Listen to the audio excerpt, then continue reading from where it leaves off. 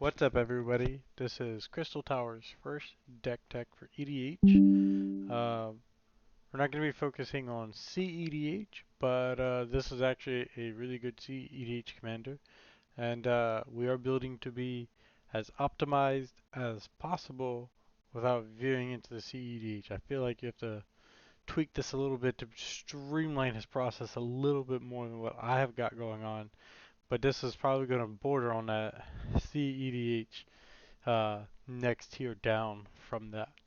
That being said, this is Heliod, the Sun Crowned. He's obviously indestructible. He's got 3 mana. He's a 5/5, so he's kind of beefy. And obviously, as long as your devotion is to white is less than 5, Heliod isn't a creature. We're no stranger to devotion around here. Whenever you gain a life, this is the important piece right here. Whenever you gain a life, put a +1/+1 counter on target creature or enchantment you control. The enchantment part is mostly important because when he's not a creature, he's just an enchantment. So when you gain a life, you can pop in +1/+1 counters on him for when he is a creature. So that's what this deck is going to be about. We're going to gain life. We're going to pump our creatures, our little small creatures, and we're going to gain a ton of life and bring up our little creatures to be the most terrifying things on the battlefield while gaining life as our defense. Um, his last ability here for one generic or one colorless and a white, you can give another target creature lifelink until end of turn. Wish he could give himself lifelink, but that would be broken. Alright, so we're gonna look at this deck. I like to do themes. We're just gonna start with our win cons. So Aetherflux Reservoir. Whenever you cast a spell, you gain 1 life for each spell you've cast this turn. That's cool. It's a little bit of life gain. That's not what we're really here for. We're really here for this. Pay 50 life. This artifact deals 50 damage to any target, which can be your opponent's face. So, yeah, like I said, you're going to be gaining so much life that pulling this off, at least against one person, is just easy peasy. Against multiple people, probably. So just take out your first your most threatening player first, and then move on to the least threatening. Um, this one, we're still in the win con. This is a very interesting one. So it's a creature, flying double strike, cost 5, 2/6. It's okay. Whenever a creature you control deals combat damage to a player, you and that player each gain that much life. So that doesn't sound great on at first. You're still gaining life, which everything in this deck wants to gain life, but giving your opponent life seems oxymoronic. But here we go with the second ability. At the beginning of your end step, if you have at least 15 more life than your starting life total, each player this creature attacked this turn loses the game. Now, you're definitely going to have 15 more life than you started with, more often than not. Um, and the really neat thing about this, and this is something to pay attention to, is you don't have to hit a player with this creature. You just have to attack them with this, and they're dead. So, yeah, I mean, that's pretty good. Let's see what the rulings are down here, if there's anything.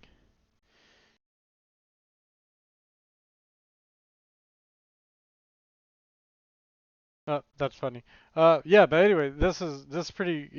It's again, it doesn't win you the game outright. The next two will. So Aether Flux Reservoir and Angel of Destiny, they're more like just nuke an opponent down. Uh, but you deal with one opponent, you can probably deal with the other two. But we'll move on to Sovereign. Has Vigilance, has Lifelink, cool. It's 4/6, cool. Here's the real kicker. At the beginning of your upkeep, if you have 40 or more life, you win the game. So, yeah, that's again, you're gonna see as we go through this deck how much life you're gonna be gaining. It's insane. So pulling this off, easy peasy. Similar concept, test of endurance. At the beginning of your upkeep, if you have 50 or more life, you win the game. So, yeah, these two, these four win cons, these are what we're striving for, but that doesn't mean we can't win through combat and just pure, yeah. So let's move on. I have 2 board wipes. Uh, Damning Verdict, destroy all creatures with no counters on them.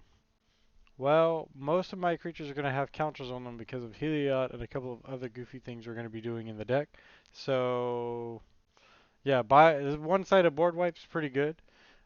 Fumigate.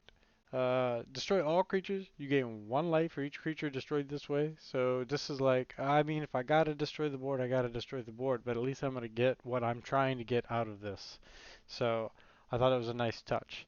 Um, these are bombs. I don't really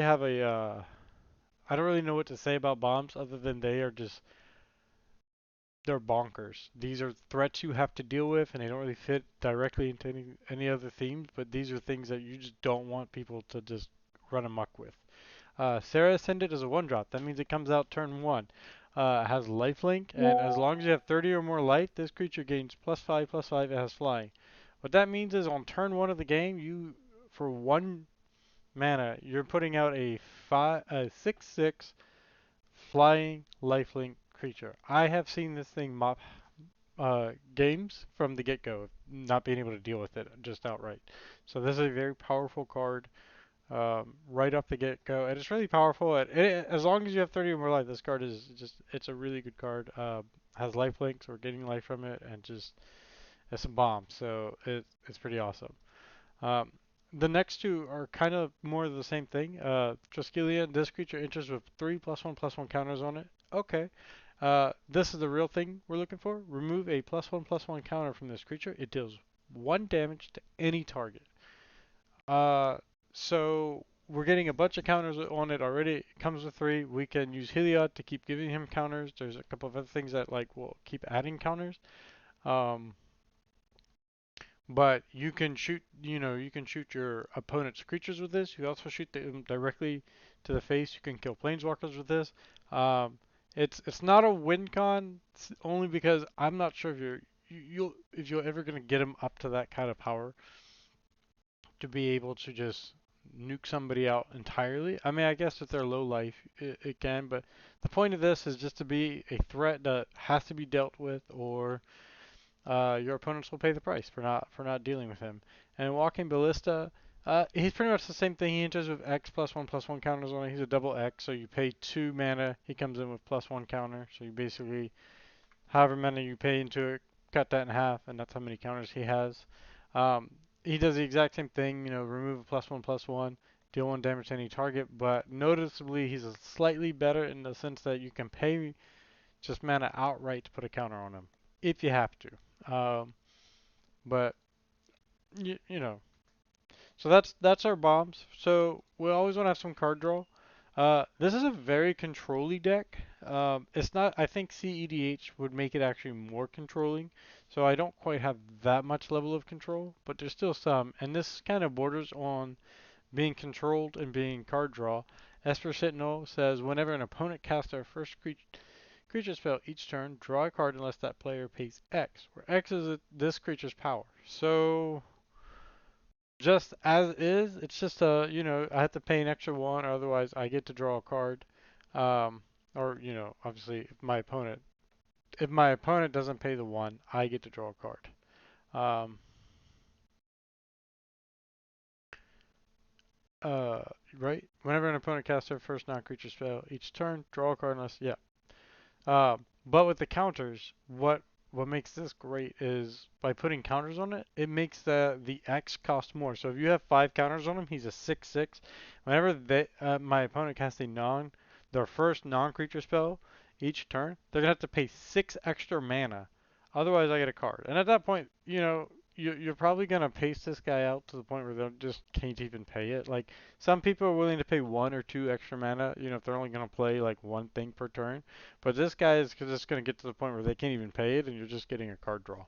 It's not even a question of whether they will or won't. So that's pretty good. The One Ring, I think this deck will benefit from the One Ring probably more than like 90% of decks. I know every deck can pretty much throw this in there. Um, but it says when the One Ring enters, if it was cast, you gain protection from everything to your next turn. That's cool. That's not what we're about. We're really about this phrase. At the beginning of your upkeep, you lose 1 life for each burden counter on the One Ring. Well, we don't really care. We're gaining a bunch of life. Doesn't bother us. You can tap it to put a burden counter on the One Ring, then draw a card for each burden counter on the One Ring. So You are taking more damage the more cards you want to draw per turn, but that'll be mitigated by the amount of life you're gaining throughout this deck. So this is just a beautiful card. It's going to draw you a lot of cards and totally worth it. And also from the Lord of the Rings set, we have I think this is a version. I don't think this is the only.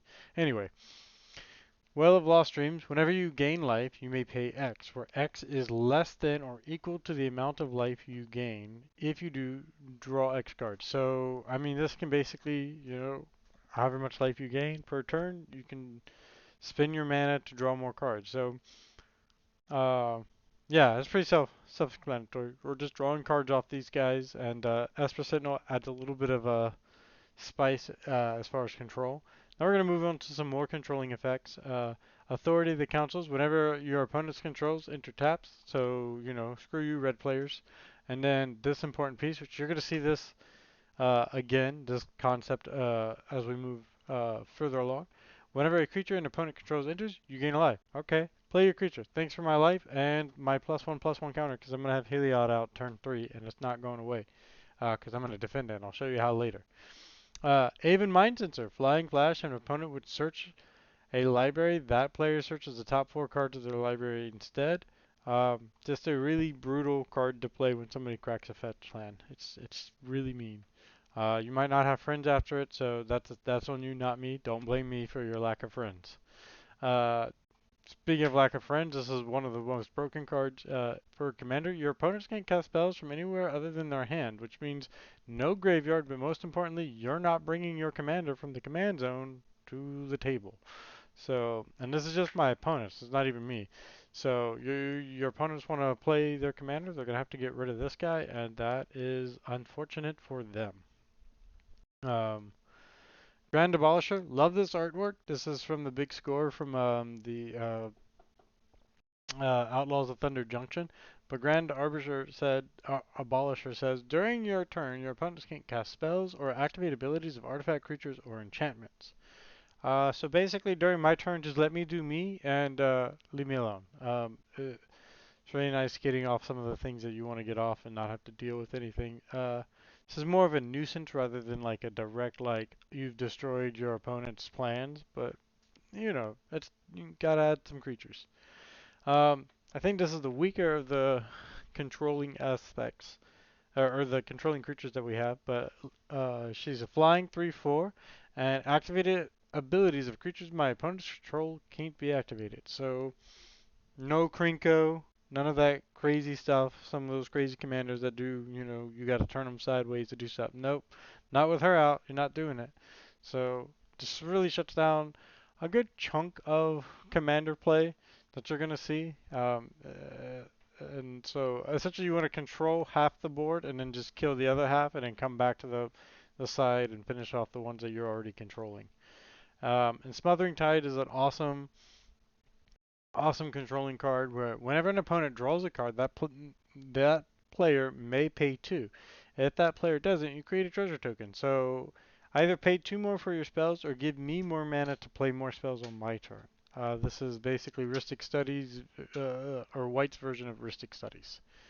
Um, and then we're going to move on to counters. And White's not well known for counters, doesn't have a lot, but we'll talk about him. We have Boromir. He's a 3/3 vigilance creature, which is fine. And whenever an opponent casts a spell, if uh,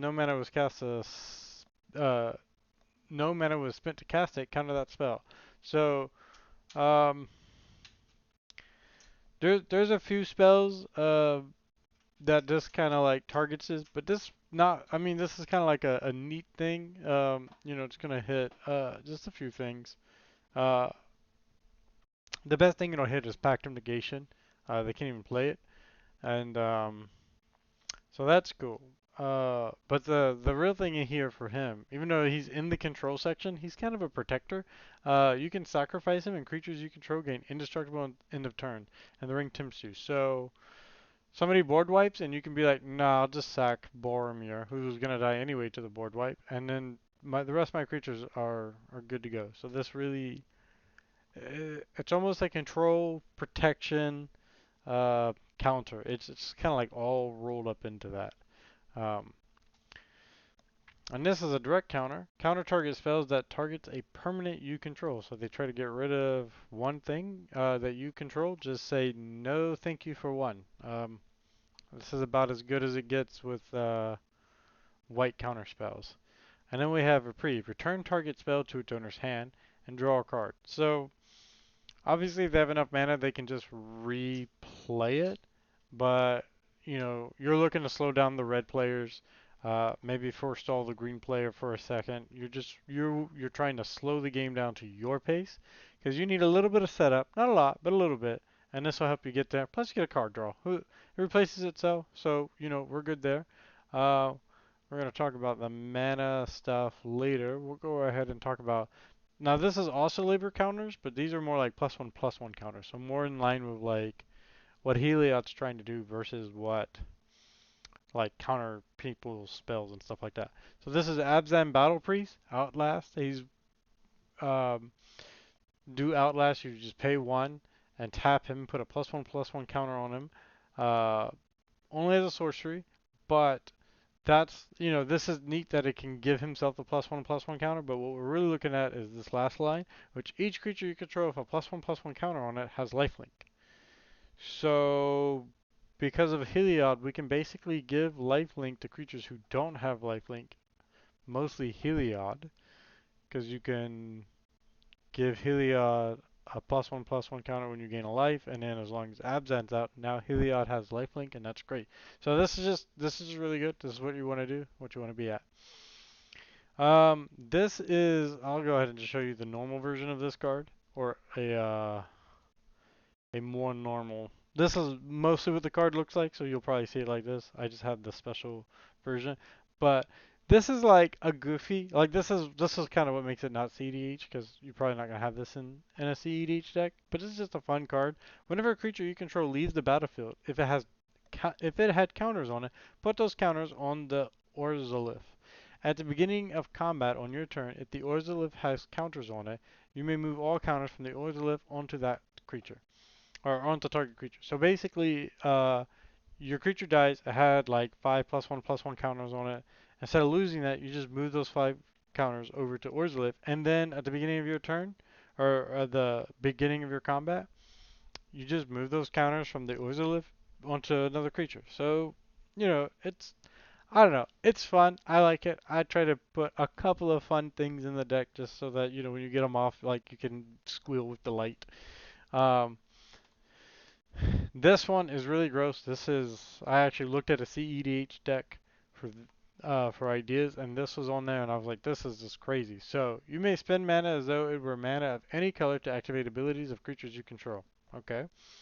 Creatures you control with a plus one counters on them, which is pretty much all of them, have all activated abilities of all creature cards exiled with Agatha's Soul Cauldron. Okay, so pretty much all my creatures are going to have the abilities of this next line. So you tap it, exile target card from a graveyard. When a creature card is exiled this way, put a plus one counter on target creature you control. So if your opponents or even you have a creature with an activated ability that you really like and it dies, you can use this card to exile it and um, basically mimic that ability.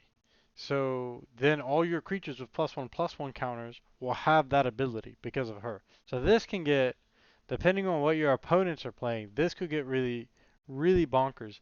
Also, if y'all remember, this Outlast is an activated ability. So, your Abzan Battle Priest dies, just bring it back, and now all your creatures have that ability. The Outlast, not the each creature you control with a plus. It doesn't have that one, it just has the Outlast. But it's an extra, it's fun. Johnny's Pride Mate, you're gonna see this a lot. Whenever you gain life, put a plus one counter on this creature. So it's just doing what Heliod's already doing, but just specifically to him. So that's what we're about. We're just gonna pump him up. Cathar's Crusade is ridiculous, and this can get out of hand. This honestly should be a bomb. Whenever a creature you control enters, put a plus one counter on each creature you control. That can get disgusting, especially if you haven't played a lot of creatures and you're able to run this out quickly. that this is just especially in a token deck. This will kill everybody. But even a deck like this, just getting one or two more extra counters out on all your creatures just will really just be a problem for your opponents. Um, Illidan's Hierophant? I don't know how to say that. Y'all know how to spell. I don't. So flying 1/1, no big deal. Whenever you gain life, put a +1/+1 counter on a creature. So you know that's that Ajani's Primate again. But then this one has, when this creature dies, create X 1/1 white vampire creature tokens with lifelink, where X is its power. So yeah, you pump this up and keep pumping it, and it's going to get gross, especially if you have this out when it dies and it's got like 9. You drop 9 vampires out one turn, and they all trigger it separately, and it just gets crazy. You'll probably need a judge to figure that out. Envoy of the Ancestors, another Outlast card. Modified creatures you control have lifelink. Uh, it's basically a cheaper, better version of Abzan Battle Priest. So it's almost exactly the same thing. Um, Essence Channeler, as long as you've lost life this turn, this creature has flying and vigilance. Okay, I mean, that's not really going to help you a whole lot, but that's not what we're here for. We're here for this ability, which we've seen before. Whenever you gain life, put a +1/+1 counter on this creature. And then when this creature dies, put its counters on target creature you control. So, yeah, you know, straightforward, gets creatures, or it gets counters, and then when it dies, you give those counters to another creature. Just solid. Voice of the Blessed, this is a fun one. Whenever you gain life, put a +1/+1 counter on this creature. We've seen that. As long as this creature has 4 or more +1/+1 counters on it, it has flying and vigilance. I mean, you could make that happen the turn it comes out, or definitely the turn afterwards. And then this one's really bonkers. As long as this creature has 10 or more +1/+1 counters on it, it has indestructible. So get 10 counters on this thing, and it will be a 12/12 flying, vigilance, indestructible. And that is just and that, yeah, your opponents are just gonna have to deal with that. So that's a them problem and not a you problem. Um, so now we've got some creatures who are gaining counters. We've got a couple of, control, card draw, stuff like that. Let's talk about gaining some life. Um, there's a lot of planeswalkers you can put in this deck. A lot. And a lot of planeswalkers will give you life. But what I was most looking for was a planeswalker who would give you life on its plus ability and not a minus ability. So there's a lot of planeswalkers out there, mono-white planeswalkers that would give you life on a minus ability, but not as much on a plus ability. And of the ones, I think this one is the strongest. One second, guys. I gotta take a sip of water. Yeah, professionalism. All right. So obviously the main thing that we're looking at is this +1. You gain life equal to the number of creatures you control plus the number of planeswalkers you control. So at a minimum, it's going to be 1 because it'll be a Johnny. But 1 life is all you need to gain to trigger Heliod's ability. So that's solid. This next ability basically just spawns on a Johnny's Primate, which we talked about a little while ago. So, you could do that if you need more creatures or if you feel like you're good on life. It's options. And America's about options. Um, but this last ability, which is a 0 cost, so you could play it the turn you come out, this is gross. If you have if you have at least 15 life more than your starting life total, exile Johnny and each artifact and creature your opponents control. Um, this could wreck your entire play group. If you pull this off at the right time, especially because 15 life isn't that much, and it's not even asking you to pay it, you just have to have that.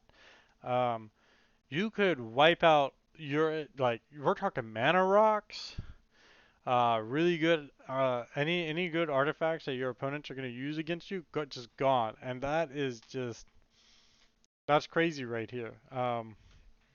So this is a very powerful planeswalker for what we're doing. There are a couple other cool planeswalkers that work with a Johnny, not a Johnny, Heliod really well, but I felt like this was the best, and the other ones really weren't worth putting in when you considered everything else we got going on. I try to run 30 creatures, including the commander, so I try to stick to that. And you know, even if you put like Elspeth, Sun's Champion out there, her plus ability gives you some token creatures. I mean, that's cool. That's a different route you can go, but I just wanted to streamline counters, life gain, kill my opponent. That's the goal of this deck. Um, so right, we're in a life gaining themed area of the deck, and yeah, Angel Feather. Whenever a player casts a white spell, you may gain one life. Well, most of your spells are white, and you might be sitting in a pod with somebody also casting white spells. So this is just great. And if it's a multicolor spell that has white in it, it counts as a white spell. So go ahead and get your life and get your counter. This is so good. Uh, Archivist of Ogama. Um, Whenever an opponent searches their library, you gain one life and draw a card. So okay, great. I like it. Um, Beacon of Immortality. Double target player's life total. Shuffle Beacon of Immortality into its owner's library. This is, I mean, I don't know what more you want from this. If you're at 30, you now have 60 life. You can activate a Johnny. You can activate Feldar Sovereign and Test of Endurance. You get all the stuff just good to go. So this is fantastic. Very expensive.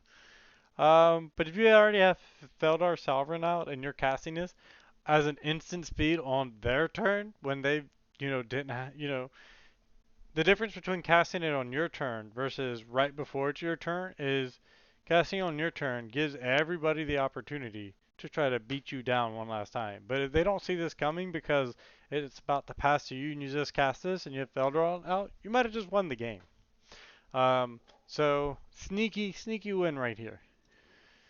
Cleric class. I love this card. This card is so much fun. So when you play it, if you would gain life, you would gain that much life plus one instead.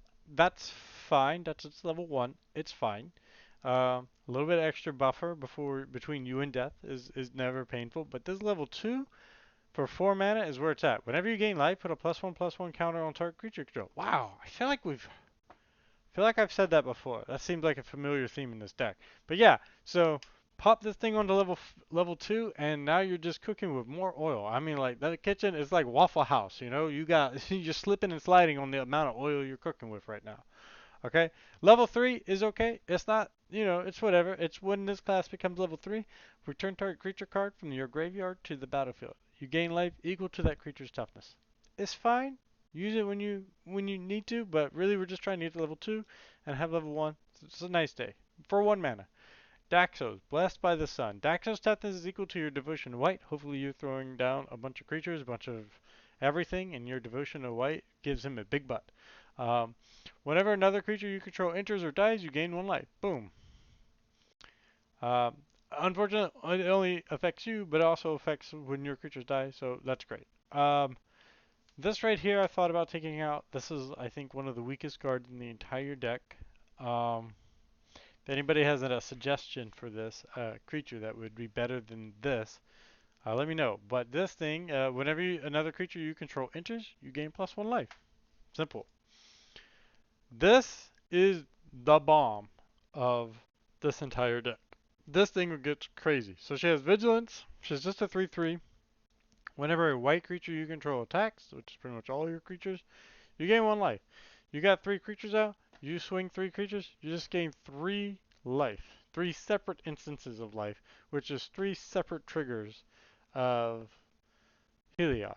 Uh, that is just this card just gets so gross. It's so gross. And then if any of those creatures that you're swinging with gain +1/+1 counters, when they gain life, I mean you could just double. I mean you could give +2/+2 counters at the beginning of every combat, and yeah, that's gross. This is definitely something your opponents are gonna have to deal with and deal with quickly. Otherwise, you're just gonna be too powerful for them to deal with. Soul Attendant. Whenever another creature enters, you may gain a life. This counts both your creatures and your opponent's creatures. So just gain your life, boo boo. It's a 1 drop. And then Soul Warden is the exact same thing with a different name. And then Suture Priest is mostly the same thing. Costs 1 more. Whenever another creature you control enters, you gain 1 life. And whenever another creature an opponent controls enters, you may have that player lose 1 life. So it's not quite as good in this deck because we want just a bunch of life gain. So if you're going to make a cut for something, this could be a cut along with that other little bat thingy. Um, But it's still gaining me life when my creatures are coming in, and that's what I want. And yeah, we'll do mana ramp in a minute. No, we'll do mana ramp now. So this is the only mana ramp I really have. I usually like to do 2 to 4, but this is all I could squeeze into the deck. When this creature enters, if an opponent controls more lands than you, you may search your library for a plains card, put it onto the battlefield, then shuffle. So just the moment you have 2 mana up and you can afford it, just go ahead and throw this down there when an opponent has more lands than you and get yourself a land. Um, and you don't put that plains on the battlefield tapped. Just says put it on. Alright, so protection. Let's talk about keeping you safe. Because you're going to be very aggressive and your opponents are coming after you. If you play this deck, your opponents are coming after you. There'll be blood on the table. So, we got to protect ourselves. This says, Dawn's Truce gives a gift a card, which means you have to basically give your opponent a card in order to get the extra effect of this. So the normal effect is you and permanents you control gain hexproof until end of turn. So if they're just trying to blow one thing up, they're trying to doomblade something, you could slap this out and give all your guys hexproof and you hexproof, which could be important. Um, but if you need this next line, you're going to have to let somebody draw a card. And it says, if the gift was promised, permanents you control also gain indestructible. So you can protect from spells being cast, or if you need to go that extra mile, you can give them indestructible and make their board wipe backfire on them. That's what you want. You want their board wipe to backfire on them, to wipe their board, their opponent's boards, but not yours. That's what we're going for. And then this is kind of the same thing. You may sacrifice a non-token white creature rather than pay this spell's mana cost until end of turn. Your life total can't change, and permanents you control gain hexproof and indestructible. So, again, board wipe comes out, or they try to wipe out one of your most important pieces on the board right now. Just be like, no, thank you. I'm okay. Mother of Runes is a creature that you tap and target creature you control gains protection from the color of your choice until end of turn. They try to Doomblade somebody, you tap, give them protection from black, and Doomblade doesn't work on them for that turn. So she's good for that, and that's why we have her in the deck. Swiftfoot Boots, equipped creature has hexproof and haste. Put this on Linda, what's her name? Linden. Put her on Linden and keep her safe. Or whatever creature that you need out there, put her out there. Could even go on Heliod to give him protection from spells. He's already indestructible though, so I would probably find a better target. Probably your most powerful creature on the board. And Teferi's protection, until your next turn, your life total can't change, and you gain protection from everything, and all permanents you control phase out. While they're phased out, they're treated as though they don't exist. They phase in before you untap during your next untap step. So this is just a Hail Mary of protection, like you're up against the wall and you got nothing else other than death. You cast Teferi's protection, and then you get right back into the fight on your next turn. Um, okay, so we're almost done. So we have some tutors. We have Enlightened Tutors. Search your library for an artifact or enchantment card, reveal it, and put it into your hand. Okay, look. Artifact, enchantment. Okay, so ideally we're searching for one of our win cons, and we're putting it into our hand, and then we're playing it card advantage. The next two creatures, they help you get a one drop creature out. I don't know if these are guys that I'm going to keep in the deck long term. These guys might get cut, but they are getting my one drop creatures out, which in this deck, it doesn't do any good if you have all this life gaining ability, but you don't have creatures on the battlefield to pump up. Even your one drop 1/1s can become one drop 7/7s pluses with enough counters on them. So they can become scary. So get your creatures out there and make sure you're good to go and you always have a creature available. This guy also lets you sacrifice himself so that your opponents can't cast non-creature spells this turn. Um, it's options. Again, we love options here. So that's what we're building into the deck. Oh, whoa, I went too fast. Alright, range reveal is basically the same thing. Whenever this creature enters, you may search your library for up to 2 creatures of mana value 1 or less, reveal them, and put them into your hand. I think 1 or less, reveal them, put it, yeah. So 1 gives you 1, this guy gives you 2, but this guy has a sacrificial effect and is a little bit stronger. Not a lot, but a little bit. He's also cheaper though. So, pros and cons, Redundancy is what I like to build into the decks. And then last, well, almost last, last of the main part, we have Vanishing Light. The main part about this is it will hit all non-lands, and it leaves you a pip on the battlefield to add to Heliod's Devotion. The downside is that they could get rid of it and get their thing back, so you got to deal with it. Dark Steel Mutation is an amazing card. They drop a commander you don't want to deal with, just put this on them and now you don't have to deal with him anymore. So, your enchanted creature is an insect artifact creature with base power and toughness 0/1 and has indestructible, and it loses all other abilities, card types, and creature types. So, yeah, do what you gotta do. Nuke an opponent and then go for the rest. Generous Gift is basically Beast Within, but in white. It says destroy target permanent. This could be land if you need it to be.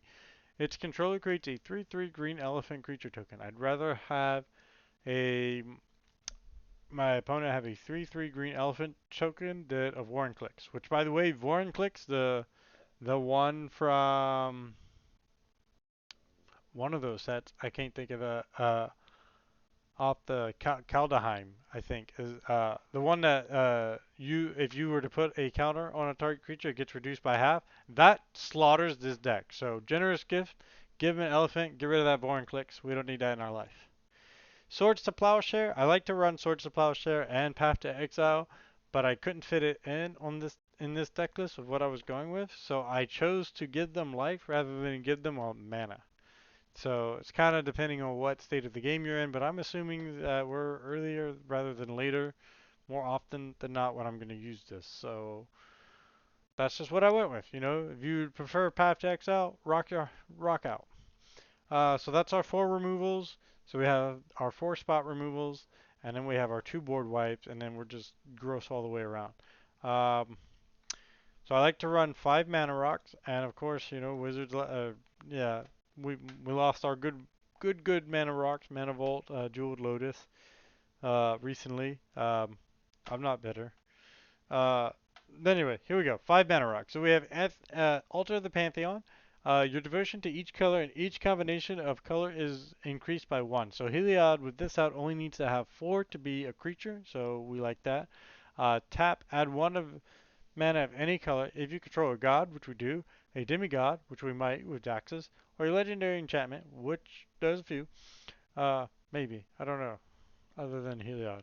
Maybe not in this deck. Anyway, you gain 1 life. Oh, look. That's what we want to do anyway. So I get a mana and a life and a counter? This is great. I like it.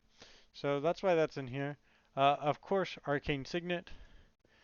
Chrome Mox is a 0 cost. Comes out. You have to exile a non-artifact, non-land card from your hand, but then you can add 1 mana of any of the exile's card colors. So basically, you pitch a non-artifact, non-land card, and you get a white, because that's pretty much all we have um, in this deck. So it's just a 0, turn 1. If you turn 1 into Plains, Chrome Mox, Arcane Signet, you're doing really good on mana ramp. Mox Diamond, kind of the same thing, works just slightly different. You actually have to discard a land card, and then it just taps for that for 1 mana of any color. But, you know. And then, of course, Soul Ring, the gift of the Soul Ring. And then the last thing we need to go over is lands. I have Ancient Den in here. I'm not sure why. I think I was thinking about doing an artifact thing. Um, this could just be a plains. Ancient Tomb, obviously, is great. Gives you 2 mana. At 2 damage is you really don't care about 2 damage in this deck. Um, this will let you create creatures if you need to. So it's expensive, but if push comes to shove, again you have the option. It comes in tapped if you control a plane, so just don't play this first, and you should be fine. Cavern of Souls, don't stop my god. That's basically, you name God, and then Heliod can't be countered. So this is an okay card. I don't think I will ever use this to deal 4 damage to attacking or blocking creature, but again, options and uh, it's just options. Um, this is really cool if you control 7 or more planes. Uh, At the beginning of your upkeep, you can return target creature card from your graveyard to the battlefield, and it doesn't care which creature it is. So this is an amazing card. You must get this card put in your deck. That's all I gotta say. It can definitely save you in the late game if they've been blowing up your creatures and you've been struggling. This is just an early ramp. Um, if it's in your opening hand and you're not the starting player, you can start with this on the battlefield with a luck counter on it. You do have to exile a card from your hand, but then uh, if he has sorry, can't talk. Taps are colorless unless it has a luck counter on it, and then it's any color. So this is just a really, you're just trying to get that early game pressure in there, because you don't want to be the last man standing. You want other people to be behind you. Um, Taps for colorless, and then you can put target enchantment card from your graveyard on top of your library. I would not try and put Heliod. I mean, you could put Heliod into your graveyard and then put him on top of your library, so then that when you cast him from your hand, it only costs 3. That's one option. But I mean, Test of Endurance. Um, if they get rid of that, you can get it back. That's kind of the main thing here. Um, this can enter tapped or untapped. So, if you have the option, just, make sure you're not playing it with where it'll come in tapped. And then when it enters untapped, put a +1/+1 counter on target creature you control. Wow, that seems thematic. The Inventor's Sphere, at the beginning of your upkeep. Oh, that is why I put Ancient Den in here, because of this. Uh, my bad. So Ancient Den is in here to just add an extra artifact, just in case you need it. At the beginning of your upkeep, if you control 3 or more artifacts, which Ancient Den would be one, you gain 1 life. Um, so it's cool to just start the turn off of gaining a life and putting a counter on something, Why not? Taps for colorless. You can pay 4 and sacrifice it to search your library for an artifact card, reveal it and put it into your hand and shuffle. Activate only if you control 3 or more artifacts. So, if you need to get Aetherflux Reservoir out there, here's an option. Um, you know, Minas Tirith enters tapped unless you control a legendary creature. May or may not happen, whatever. Uh, Taps for planes. And then you can draw a card and activate only if you attack with 2 or more creatures this turn. You're gonna be attacking a lot. We're not playing defense. We're playing offense. I know white usually plays defense. We're not. We're aggressive. We're like the red players now. And so draw a card if you need to. It's a little bit of card draw if it works out. Nectar Shrine of Nyx. You got a bunch of um, white pips out there, and your devotion to white is really high. Well, you might be able to get a little bit more mana out of your turn. That's his idea. Obviously planes. Thematic with, Heliod, so that's why we went with this. Radiant Fountain enters the battlefield, you gain 2 life. Well, if Heliod's out and this pops out, you just gain a counter just for playing a land. And we're just seriously trying to get as much life gain going as we can. I want to be gaining life thing. I want to gain life with pretty much everything I do in the game with this deck. That's my goal. So everything is about doing that. And this video has gone on for a really long time. Sorry, guys. Sanctuary. When this land enters, you gain a life, of course. When an angel you control enters, you gain a life. I don't think I don't know if we have an angel. But in any event, you play this land, you gain a life. Excuse me, guys. All right. It is what it is. You get a you're getting planes for each enchantment you control. You're going to have a few enchantments. You don't need this in this deck. Obviously, in real life, it's $379. If your playgroup won't let you proxy it for some reason, and you're not playing online where it's only $5, then, I mean, just get the card. But, if you got it, you got it. You're good to go. Strip mine in case they play a land that you're like, oh, hell nah. Urza Saga, excuse me, it generates a creature. Um, and it lets you search for your soul ring out to just get you some, first turn it's this, and then it's this. This is another card that because if it's out of your pressuring, cut it. It's not gonna really impact the deck. That's just kind of a little bit more spice. We're cooking with some spice here.